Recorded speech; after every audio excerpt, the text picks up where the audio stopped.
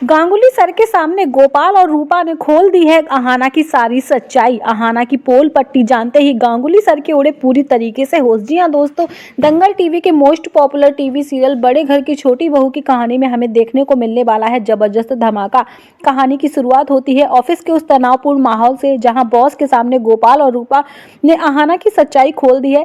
जहां पर गोपाल और रूपा बॉस को बताते हैं कि दुर्गा देवी अहाना की सास है और अहाना अब उसके घर वालों को ही फंडिंग मिलने में मदद कर रही है। लेकिन इससे पहले कि अहाना अपनी कुछ सफाई दे पाती, गोपाल, रूपा और आशीष ने बॉस को घेर लिया। गोपाल कहता है कि सर देखा आपने, हम तो पहले ही कह रहे थे कि अहाना मैडम बहुत शातिर है, बहुत दिमाग वाली हैं। ये समाज सेवा नहीं बल्कि घर सेवा कर रही हैं।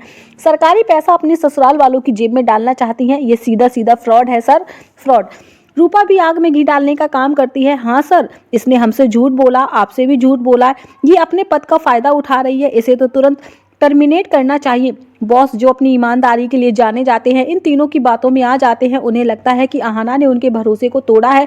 वो काफी ज्यादा गुस्सा करते हैं, गुस्से में लाल हो जाते हैं। बॉस अहाना की आंखों में देखते हुए पूछते हैं, अहाना बस हाँ या ना में जवाब दो।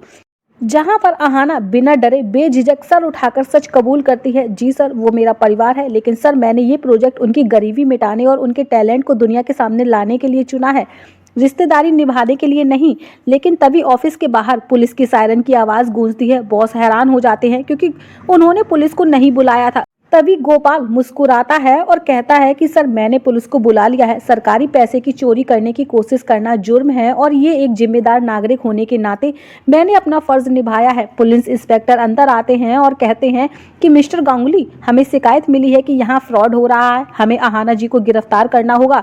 बॉस इस अचानक आई हुई पुलिस कार्यवाही से हड़बड़ा जाते हैं। वो गुस्से और कंफ्यूजन में कुछ समझ नहीं पाते और पुलिस को रोकने की वजह, कुछ बोलने की वजह शांत हो जाते हैं। पुलिस अहाना को सबके सामने गिरफ्तार करके ले जाने लगती है। अहाना बॉस की तरफ देखती है लेकिन बॉस नजरें फेर लेते हैं। अहाना को जीप में बिठाकर ले जाया जाता है और ऑफिस में गोपाल और रूपा अपनी जीत का जश्न मनाते हैं।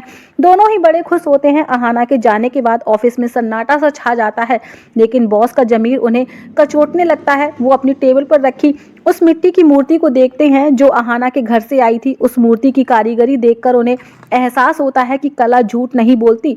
तभी बॉस गुस्से में गोपाल को केबिन में बुलाते हैं। वो टेबल पर हाथ पटक कर चिल्लाते हैं, काफी ज्यादा भड़कते हैं कि गोपाल, तुम्हें पुलिस बुलाने का अधिकार किसने दिया?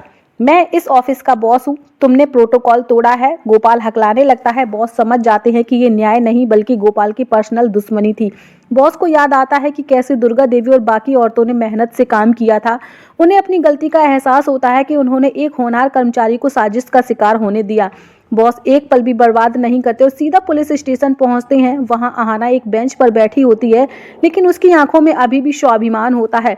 बॉस इंस्पेक्टर से कहते हैं, इंस्पेक्टर ये एक गलत फहमी थी, अहाना ने कोई भी फ्रॉड नहीं किया है। वो प्रोजेक्ट मेरिट पर पास हुआ है और मैं खुद उसे अप्रूव करता हूँ। बॉस बेल के पेपर साइन करते हैं और अहाना को लॉकअप से बाहर निकालते हैं।